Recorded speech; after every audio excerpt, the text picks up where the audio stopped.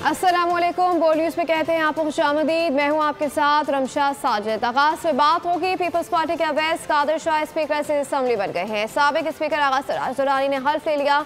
Awais Qadir Shah 111 vote लेकर कामयाब हुए। MQM की सोफिया शाह को 36 वोट मिले।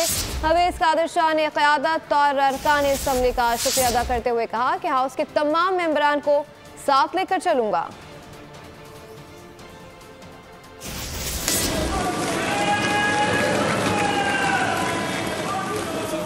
पीपल्स पार्टी के उवैस कादिर शाह स्पीकर सिंध असेंबली मुंतखब, कुर्सी संभाल ली।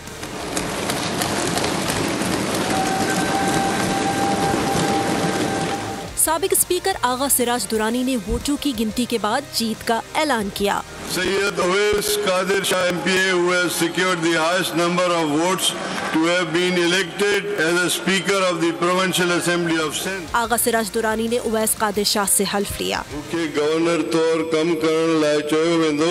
मुख्य गवर्नर तौर कम करण लाइ चयो वेंदो। मां पंहिंजा फर्ज अदा कंदुसि। मां पंहिंजा फर्ज अदा कंदुसि। साबिक स्पीकर ने कुर्सी नए स्पीकर के हवाले की और मुबारकबाद दी। मुबारक हुजो सिंह। Thank you sir.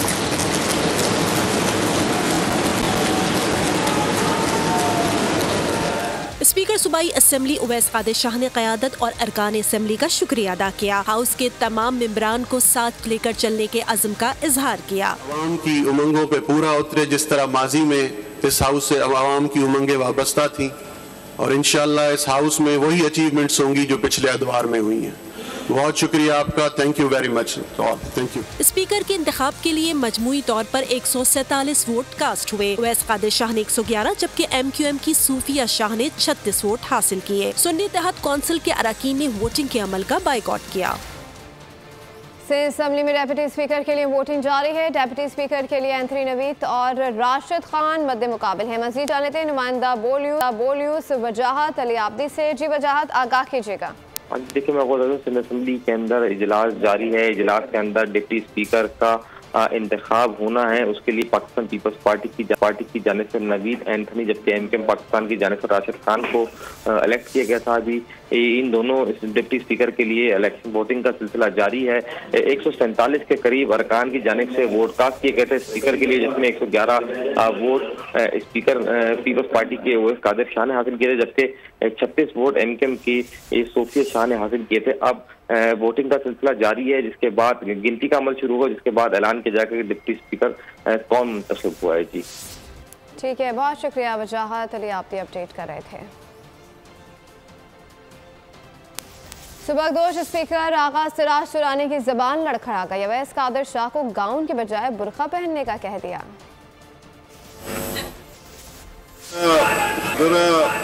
बुर्का पहन के आ जाए तो फिर आप लोगों के साथ बैठे।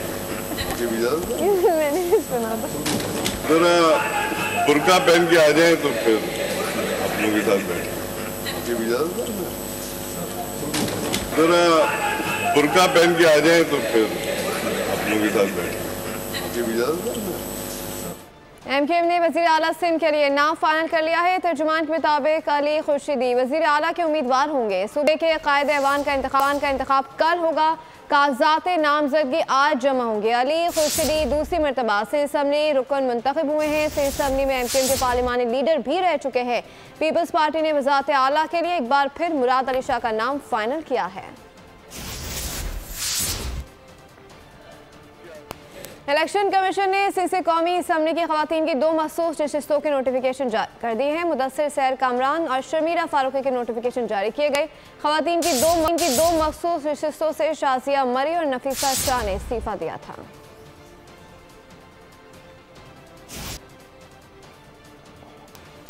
पंजाब असेंबली में कायदे ऐवान का इंतखाब कल होगा। नून लीग की जानिब से मरीम नवाज और सुन्नी इत्तेहाद के राना आफ्ताब मद्दे मुकाबिल होंगे। कागजात नामजदगी आज जमा कराए जा सकेंगे। मुस्लिम लीग नून के Malik Ahmad Khan speaker, Zaheer Iqbal deputy speaker Punjab assembly मुंतखब हो गए। ओहदे का हल्फ उठा लिया। मलिक अहमद खान को 327 में से 224 वोट मिले। सुन्नी इत्तेहाद कौंसिल के अहमद खान भट्टर को 96 अरकान ने वोट दिए। पंजाब पर किसकी होगी हुक्मरानी, फैसला होने में एक रोज बाकी। मरियम नवाज मुस्लिम लीग नून की उम्मीदवार, सुन्नी इत्तेहाद कौंसिल ने उम्मीदवार तब्दील कर लिया। मियां असलम इकबाल की जगह राना आफ्ताब इकबाल मैदान में उतरेंगे। पंजाब असेंबली के स्पीकर और डिप्टी स्पीकर के ओहदे मुस्लिम लीग नून ने भारी अक्सरियत से हासिल कर लिए। मलिक अहमद खान नए speaker, Zaheer Iqbal deputy speaker बन गए। वोटों की गिनती पर सुबुकदोश स्पीकर सप्तान खान ने मलिक अहमद की कामयाबी का ऐलान किया। अहमद खान रुकन सूबाई असेंबली PP 179 को बहैसियत स्पीकर मुंतखब करार देता हूँ।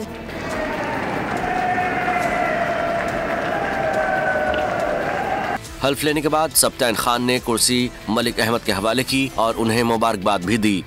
Wish you best of luck.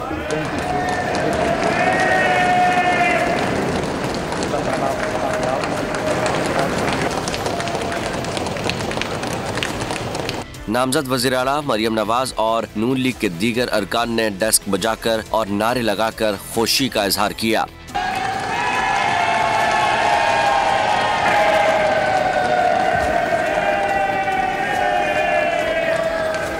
वोटों की गिनती मुकम्मल होने पर मरियम नवाज ने भी मलिक अहमद खान को मुबारकबाद पेश की। मलिक अहमद खान को 327 में से 224 वोट मिले। सुन्नी इत्तेहाद कौंसिल के उम्मीदवार अहमद खान ने 96 वोट हासिल किए। नून लीग खैबर पख्तूनख्वा में भरपूर अपोजिशन का किरदार अदा करेगी। KP पार्लिमानी पार्टी इजलास से फैसला। सूबाई सदर अमीर मकाम ने नौमंतखब अरकान असम्बली को पार्टी लीडरशिप की तरफ से मुबारकबाद दी। कहा कि दीगर अपोजिशन जमातों के साथ मिलकर KP असम्बली में भरपूर अपोजिशन का किरदार अदा करेंगे।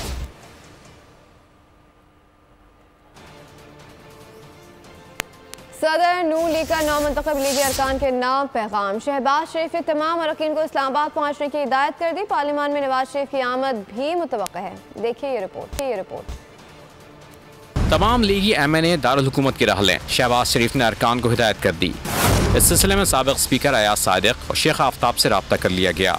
कौमी असम्बली इजलास से कबल शहबाज शरीफ नून लीग की पार्लिमानी पार्टी की सदारत करेंगे। नौमंतखब अरकान की बड़ी तादाद को पार्लियामेंट लॉजेस में रिहाइशगाह भी अलॉट कर दी गई। कौमी असम्बली के इफ्तिताही इजलास में नौमंतखब अरकान हलफ उठाएंगे। स्पीकर डिप्टी स्पीकर के बाद कायदे ऐवान का इंतखाब भी होगा। नामजद वज़ीर आज़म शहबाज शरीफ इजलास से कबल इस्लामाबाद पहुँच जाएंगे। खास मौके पर नवाज शरीफ की पार्लिमान आमद भी मुतवक्के है।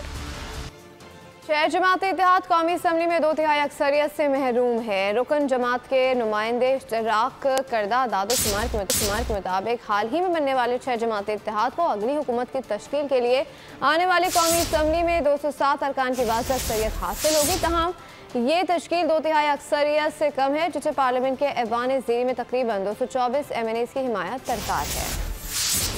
6 जमाती इत्तेहाद कौमी असम्बली में 2/3 अक्सरियत से महरूम। रुकन जमातों के नुमाइंदों के इश्तराक करदा आदाद-ओ-शुमार के मुताबिक हाल ही में बनने वाली 6 जमाती इत्तेहाद को अगली हुकूमत की तश्कील के लिए आने वाली कौमी असम्बली में 207 अरकान की वाज़ेह अक्सरियत हासिल होगी। ये आदाद-ओ-शुमार बताते हैं कि इस इत्तेहाद में नून league, PPP, MQM, PIP, PMLQ और BAP शामिल हैं। इस इत्तेहाद को कौमी असम्बली के स्पीकर और डिप्टी स्पीकर के आईनी ओहदे भी आसानी से मिल जाएंगे। इत्तेहाद की इज्तिमाई ताकत कौमी असम्बली में वाज़ेह अक्सरियत बनाती है, लेकिन हकीकत यह है कि यह तश्कील 2/3 अक्सरियत से कम है, जिससे पार्लियामेंट के ऐवान ज़ेरी में तकरीबन 224 MNAs की हिमायत दरकार है। 336 अरकान के ऐवान में हुकूमत साजी के लिए 169 वोट जादुई नंबर हैं और 2/3 अक्सरियत के लिए 224 के करीब वोट दरकार हैं। हम किसी से कोई बदला नहीं लेना चाहते। शहबाज शरीफ अगले वज़ीर आज़म होंगे। पीपल्स पार्टी ने कानून साजी में भी सपोर्ट करने का कहा है। आजाद सादिक का तकरीर से खिताब। साद रफीक बोले, जिस जमात की हुकूमत नहीं बनी वो कहती है कि धांधली हो गई, हमने जुल्म बर्दाश्त किए लेकिन अपना रास्ता नहीं बदला।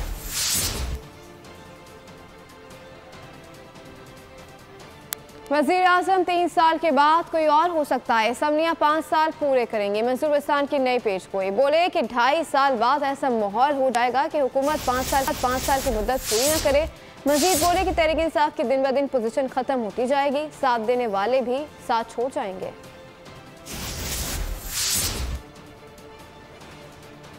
आज तक कोशिश तो हमारी यही होगी कि 5 साल पूरा करे, लेकिन 2.5 साल के बाद कुछ प्रॉब्लम क्रिएट किए जाएंगे कि 5 साल पूरा न करें। शायद ये मुमकिन हो सकता है कि प्राइम मिनिस्टर 5 साल पूरा न करे और 5 साल असेंबली चले और दूसरा कोई प्राइम मिनिस्टर आ जाए। ये भी हो सकता है, क्योंकि आज तक पाकिस्तान बनने के बाद टिल टुडे मैं कह सकता हूँ कि किसी भी वजीर आजम ने 5 साल पूरे नहीं किए। नई बात होगी, अनोखी बात होगी कि शहबाज शरीफ को 5 साल का मौका दिया जाए। मेरे ख्याल में 5 साल का मौका न दिया जाएगा, 4 साल या 3 साल, लेकिन 3 साल के बाद हो सकता है कि रिप्लेस और भी प्राइम मिनिस्टर हो सकता है। रोज़ा रसूल के कलीद बरदार शेख नूरी मोहम्मद अली कराची से सऊदी अरब रवाना। गवर्नर सिंध कामरान टिस्टोरी ने मुअज़्ज़ज़ मेहमान को रुखसत किया। उन्होंने गवर्नर हाउस में शेख नूरी का क़याम एजाज़ करार देते हुए तशक्कुर का इज़हार किया। गवर्नर सिंध उनकी गाड़ी चलाकर एयरपोर्ट छोड़ने गए। कहा कि आपकी शफ़क़त और मोहब्बत मेरे लिए एहसास है।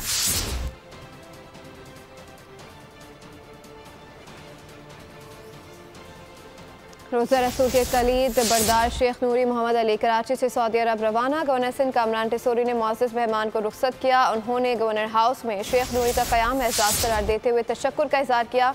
गवर्नर सिंध उनकी गाड़ी चलाकर एयरपोर्ट छोड़ने गए। कहा कि आपकी शफ़क़त और मोहब्बत मेरे लिए एहसास है। आगे बढ़े, आपको बताएं कि सब्ज बाग दिखाकर इंसानी जिंदगियों से खेलने वाले अंजाम को पहुंचे। यूनान कश्ती हादसे मुलव्वस मुल्जिम को सजा सुना दी गई। इंसानी स्मगलर 20 साल सलाखों के पीछे गुजारेगा। देखिए ये रिपोर्ट। जैसी करनी वैसी भरनी, इंसानी स्मगलर को संगीन जुर्म की सजा सुना दी गई। यूनान कश्ती हादसे के मुल्जिम शहजाद इलाही को गुजरांवाला की स्पेशल अदालत ने सजा सुनाई। इंसानी स्मगलर 20 साल कैद बामुशक्कत भुगतेगा। 14 लाख रुपए जुर्माना भी अदा करना होगा। शहजाद इलाही ने एहसान अब्बास के भतीजे से इटली भेजने के एवज 23 लाख रुपए लिए। ताहम यूनान में किश्ती को हादसा पेश आया और बैरून मुल्क जाने का ख्वाहिशमंद डूब कर जाँ बहक हो गया। मुल्क के बालाई इलाकों में बर्फबारी, हर सू सफेदी छा गई। कालाम, स्वात, मालम जब्बा, ज़ात कश्मीर में रूह के गालों की बरसात। मरी और गलियात में कल से बादल बरसेंगे। क्वेटा समेत बलूचिस्तान में बारिश और बर्फबारी का अलर्ट जारी कर दिया गया। महकमा मौसमियात के मुताबिक बलूचिस्तान, खैबर पख्तूनख्वा, गिलगित बल्तिस्तान, कश्मीर और इस्लामाबाद में बारिश, जबकि पहाड़ों पर बर्फबारी का इम्कान है।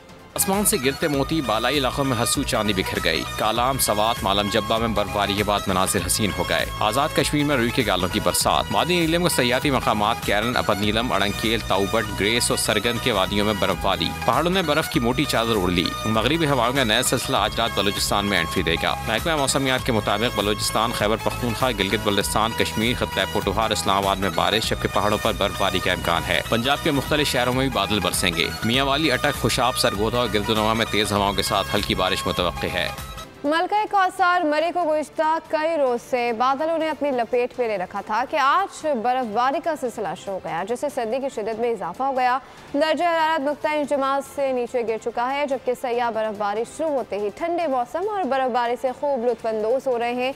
मजीद जान लेते हैं मरी में मौजूद हमारे नुमाइंदे आरिफ सईद से। जी आरिफ, क्या मनासिर है मरी के?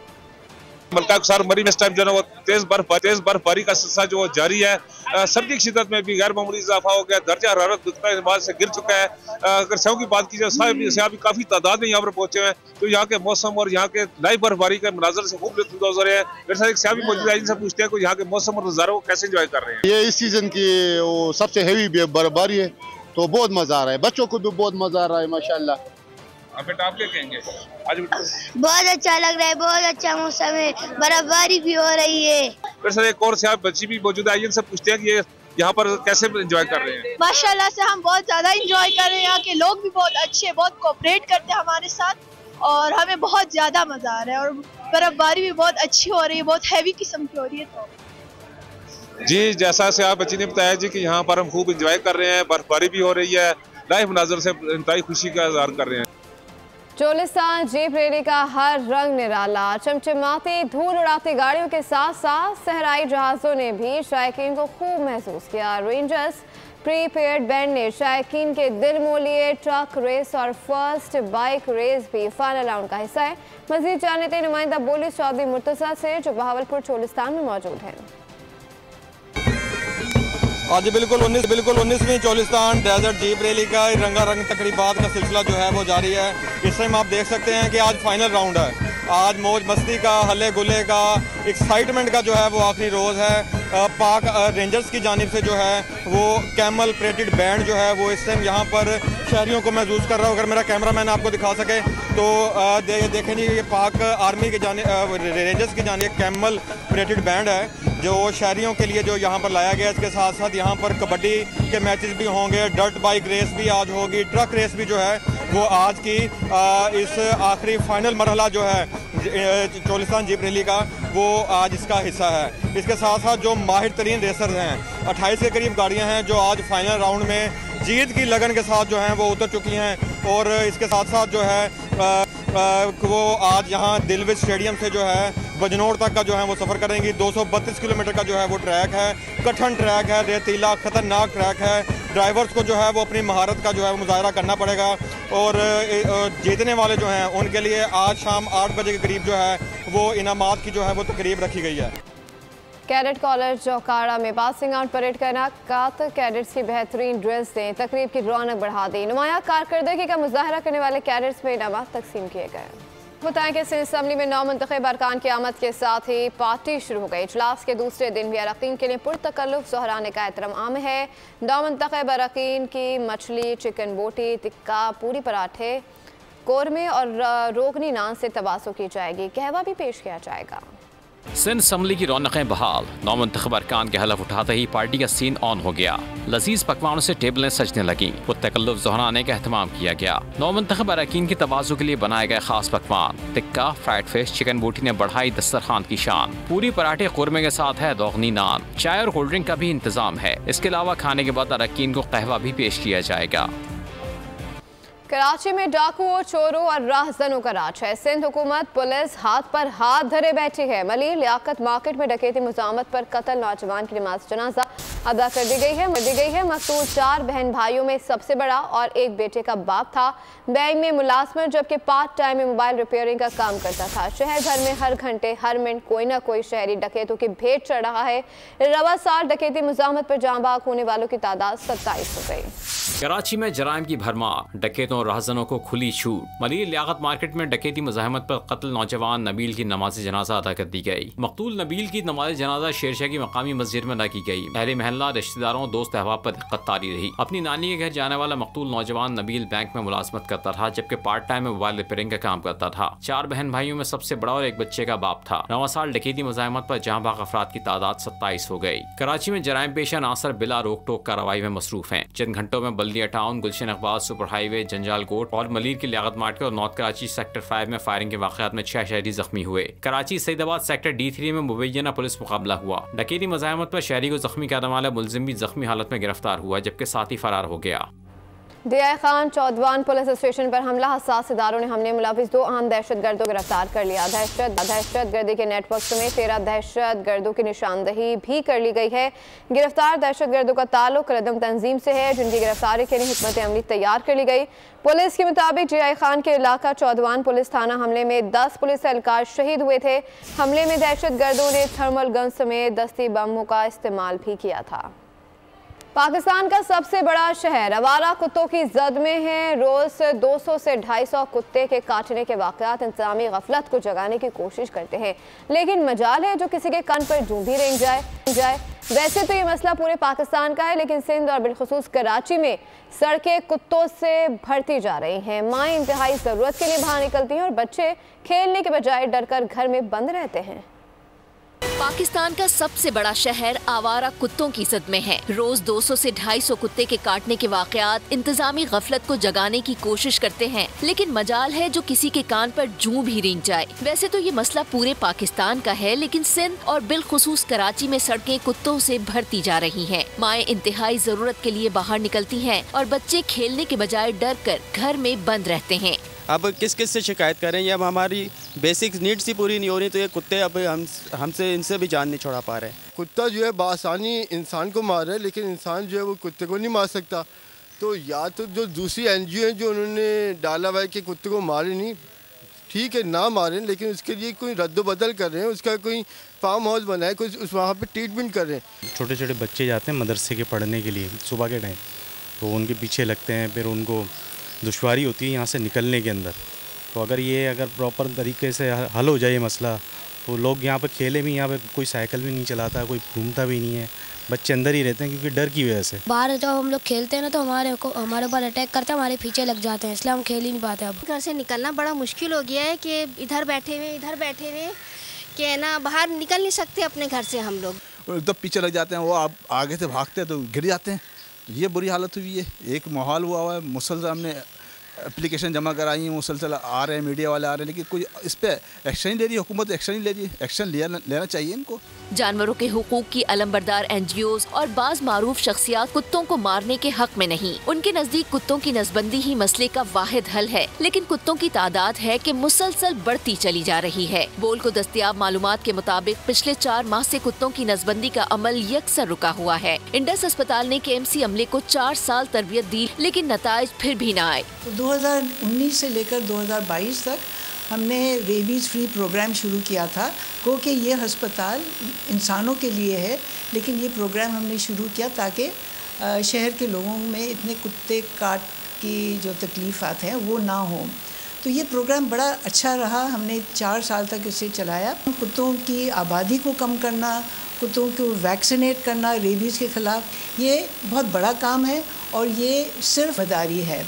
अगर कुत्तों की आबादी कम नहीं की, सही मानों में नहीं कि उनको हलाक किया जाए, लेकिन उनकी नसबंदी की जाए, उनकी वैक्सीनेट की जाए, ताकि लोगों के ऊपर ये इतनी तकलीफ मुसल्लत ना हो। शहर में कुत्तों की नसबंदी के लिए 3 मराकज़ कायम हैं, मगर काम महीनों से ठप पड़ा है। मेयर कराची मुर्तज़ा वहाब बज़िद हैं कि कुत्तों की नसबंदी के मराकज़ काम कर रहे हैं। अपने कराची के चंद अस्पताल जो KMC के, उसके अंदर प्रॉपर हम रेबीज कंट्रोल के सेंटर्स भी स्टैब्लिश कर रहे हैं। तो इंशाल्लाह आइंदा आने वाले चंद हफ्तों में आप इस हवाले से बेहतरी देखेंगे। आवारा कुत्ता काट ले तो मरीज को रेबीज का खतरा हो जाता है। मरीज को वैक्सीन मिलती नहीं, यूं वो जान की बाजी हार देता है। पिछले साल कुत्ते के काटने से 42,000 अफराद मुतासिर हुए और 42,000 शहरी रेबीज से जाँ बहक हुए। ज्यादातर मरीज कराची के 4 बड़े अस्पताल इंडस, जिना, सिविल और कतर लाए जाते हैं। जब कुत्ता काटा उस वक्त हम इस बीमारी से बचाव का इलाज दें ताकि हम बीमारी को होने से रोक सकें। कुछ दिनों हफ्तों तक ये वायरस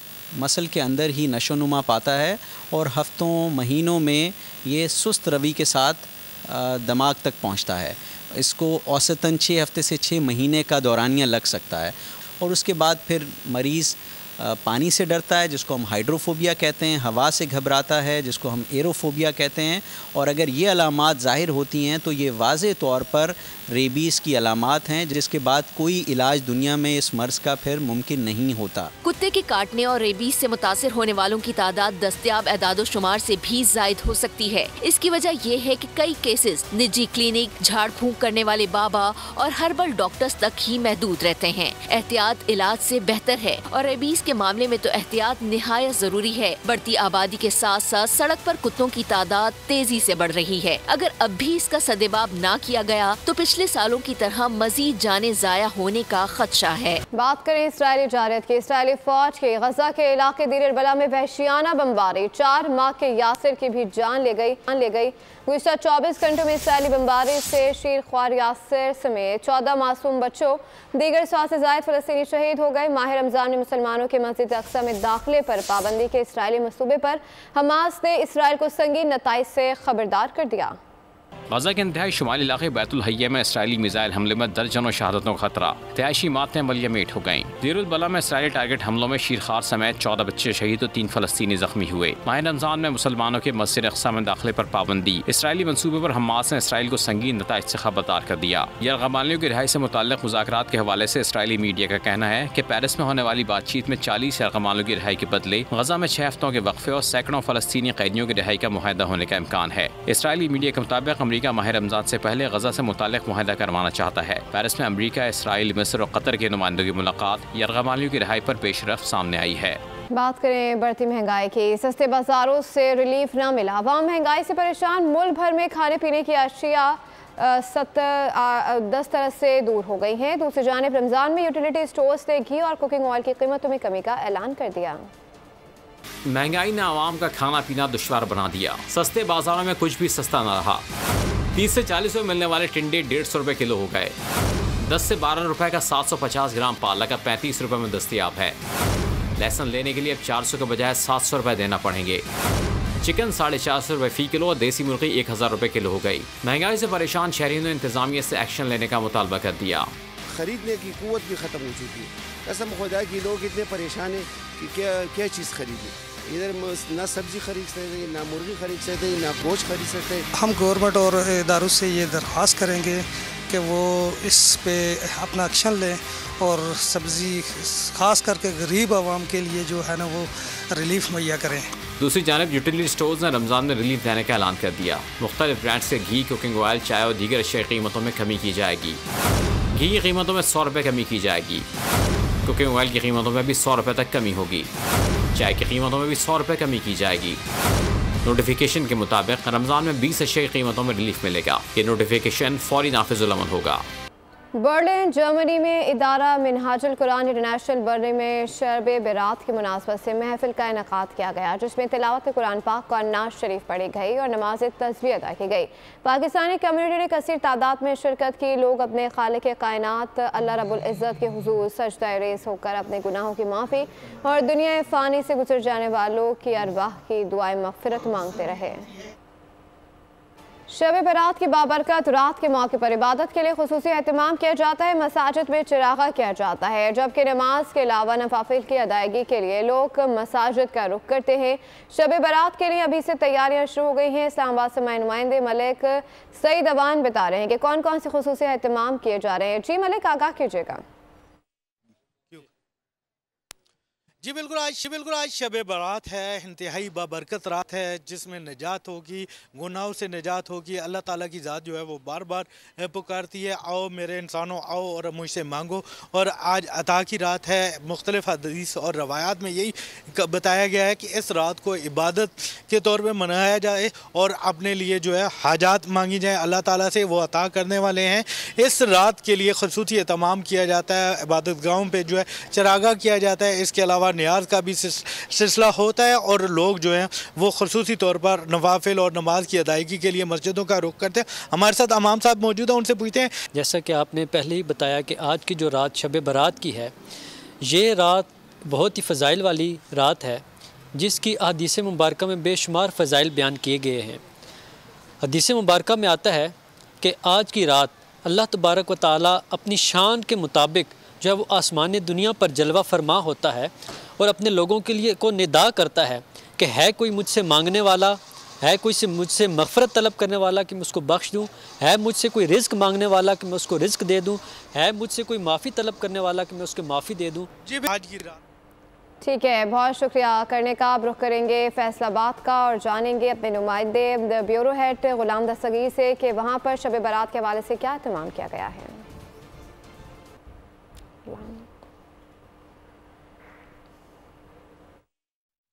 बिल्कुल, शब बारात जो है आज मजहबी जोशो खरोश के साथ मनाई जाएगी, जहाँ पर मुख्तलिफ मसाजिद और घरों में अबादात का सिलसिला होगा, नफली अबादात होंगी, दुरूद सलाम की मुआफ़ल होंगी। वहीं पर जो न्याज का अहतमाम है वो भी किया जाता है। जो भी शुरका होते हैं अबादात के, उनके दरमियान न्याज जो तकसीम की जाती है। यही वजह है कि हमने देखा है कि शहर के जो मुख्तलिफ मकामात हैं वहाँ पर न्याज की तैयारी जो है ज़ोरों शोर से चल रही है। शहरी आ रहे हैं, फर्जंदान तौहीद जो हैं न्याज खरीद के लेके जा रहे हैं, ताकि नमाज मगरिब के बाद मसाजिद में जब रश होगा वहाँ पर अबादात का सिलसिला भी चल रहा होगा और साथ साथ न्याज भी जो है तकसीम की जाएगी। यहाँ पर जो ख़रीदार आए हैं, शहरी आए हैं, उनसे बात भी करेंगे। ये वो रात है कि अल्लाह पाक 7वें आसमान पे आ जाते हैं और अपने मुसलमान उम्मत की बात सुनते हैं और मुसलमान भी रात सारी इबादत करते हैं और अल्लाह से। फैसलाबाद की सूरत हाल हमने जानी। अब रुख करेंगे कराची का। हमारे नुमाइंदे खुरम गुलजार हमारे साथ मौजूद हैं। जी खुरम, बताइएगा क्या एहतमाम किया गया है शब बारात के हवाले से कराची में? मस्जिद में नवाफिल और इबादत जो है वो शहरियों की जानिब से की जाएगी और साथ ही जो शहरी है वो अपने प्यारों की कब्रों पर फूल डालने के लिए जो है वो फूलों की खरीदारी करेंगे। इस वक्त हम कीनती पर मौजूद है, जो कि कराची शहर की सबसे बड़ी फूल मंडी कराई जाती है, जहाँ पर शहर के मुख्तलिफ इलाकों के अलावा पंजाब के मुख्तलिफ जो है शहरों से फूलों की पत्तियाँ लाई जाती हैं। इस वक्त हम देख रहे हैं कि यहाँ पर जो 100-150 रुपए में फरोख्त होने वाली फूलों की पत्तियाँ थी वो अब जो है वो 300 से 400 रुपए में फरोख्त हो रही है। इस वक्त हमारे साथ एक शहरी मौजूद है। सर, फूलों जो है बहुत महंगे मिल रहे हैं इस टाइम पे, मिलती है पत्तियाँ? आगे बढ़ेंगे। आपको बताएं कि लाहौर लिटरेरी फेस्टिवल का तीसरा और आखिरी रोज़ 3 रोज़ा फेस्टिवल में मुख्तलिफ मौज़ूआत पर सेशन मुनक़्क़िद किए गए और आज आखिरी रोज़ है। 25 से ज़ायद सेशंस मुनक़्क़िद हुए। शहरों की बड़ी तादाद फेस्टिवल से लुत्फ़अंदोज़ होने के लिए अलहम्रा हॉल पहुँच गई है। मज़ीद तफ़सीलात जान लेते हैं खुर्रम मलिक से। जी खुर्रम, बताइएगा। अच्छा देखिए, लाहौर लिटरेरी का आखिरी रोज़ जो है वो जारी है और इस वक्त अलहम्रा हॉल में मौजूद है। शहरियों की बड़ी तादाद इस फेस्टिवल को एंजॉय करने के लिए यहाँ पर आई हुई है। इस वक्त ख़वातीन हमारे साथ मौजूद हैं, इन्हीं से जानते हैं। मैडम मुझे बताइएगा, फेस्टिवल में तकरीबन 55 से ज़ायद जो है वो सेशंस मुनक़्क़िद किए गए थे जो मुख्तलिफ मौज़ूआत पर थे। आप किस सेशंस का हिस्सा बनी और किस तरह का फेस्टिवल लग रहा है? जी मैं ज़्यादा उर्दू और शायरी का मुझे बहुत शौक़ है, तो मैंने ज़्यादा जो सेशंस अटेंड किए हैं वो या तो उर्दू के मुतालिक उर्दू लैंग्वेज में और ज़्यादा। ठीक है, बहुत शुक्रिया खुर्रम मलिक, हमें अपडेट कर रहे थे। इसी के साथ खबरों में फ़िलहाल इतना ही। मज़ीद बाखबर रहने के लिए विजिट कर सकते हैं हमारी वेबसाइट boldnews.com। देखते रहिए बोल्ड। सब्सक्राइब करें और बेल दबाएं ताकि कोई खबर रह न जाए।